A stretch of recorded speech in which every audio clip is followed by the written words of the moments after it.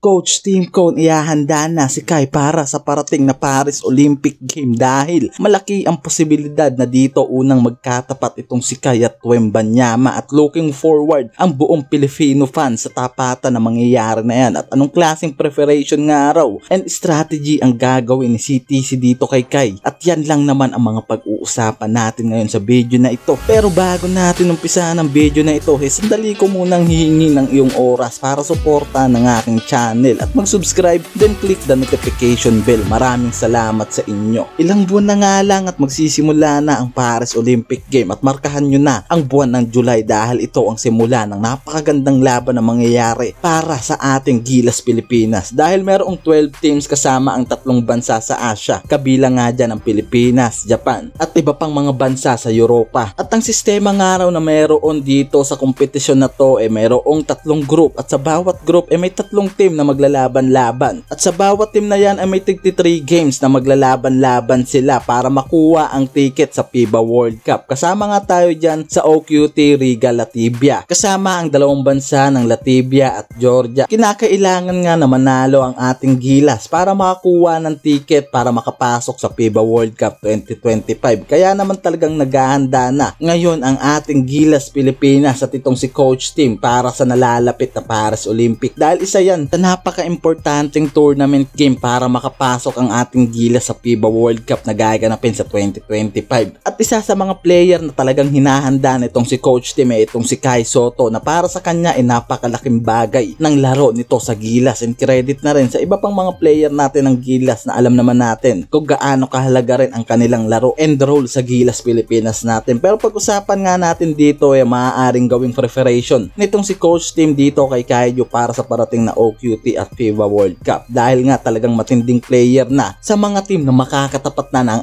ating Gilas Pilipinas sa OQT at malaking araw talaga ang posibilidad na makatapat nitong si Kai ang best rookie ng NBA at masasabing karugtong na ng pangalan ni Kai itong si Wembanyama. Kaya naman hindi talaga mawawala sa ating isip kung anong klaseng training and preparation ang gagawin nitong si CTC dito kay Kaijo para lang makasabay ito sa mga matitinding player and NBA star na makakatapat nito sa OQT and FIBA World Cup. At isa nga para sa akin sa plano ni Coach Team dyan itong paghahanda niya sa body progress ni Kai. Plano ni Coach Team na palaparin pa itong si Kai dahil nga malaking bagay ang katawan nitong si Kai sa pagiging best contender niya sa ilalim ngayon. Lalo't nakikita na natin ang nagiging bunga nito sa B-League. Kita natin ang napakalaking improvement nitong si Kai sa paggamit niya sa kanyang katawan sa ilalim sa naging laban niya sa Nagasaki dahil nga naging physical biglaan ang laro dito ni Kai na talaga nga naman na hindi napaghandaan ng mga kalaban nito sa ilalim na para sa akin very impressive ng ganitong klaseng laro ni Kai sa game. Isa pa dyan sa maaaring planuhin ni Coach Team para sa pagpe-prepare dito kay Kai ay ang dribbling skill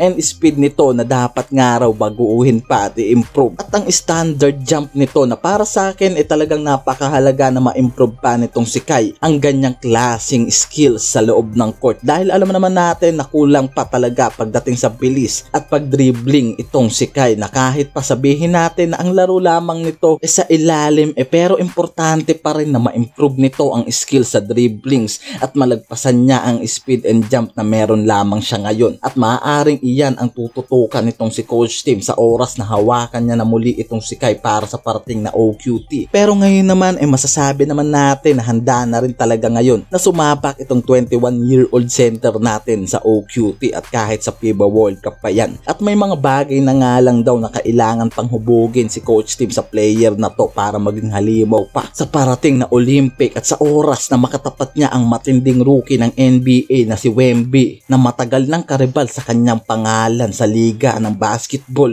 Sinisigurado nitong si Coach Team na mabibigyan ng magandang laban itong si Victor Wembanyama kontra dito sa ating best center na si Kai Sotto. At sa parating na OQT sigurado na tayo na may kakaiba na namang strategy ang ilalabas si Coach Team para patuloy na hubugin itong si Kai sa pagiging isang dominated center sa Asia. Maraming salamat.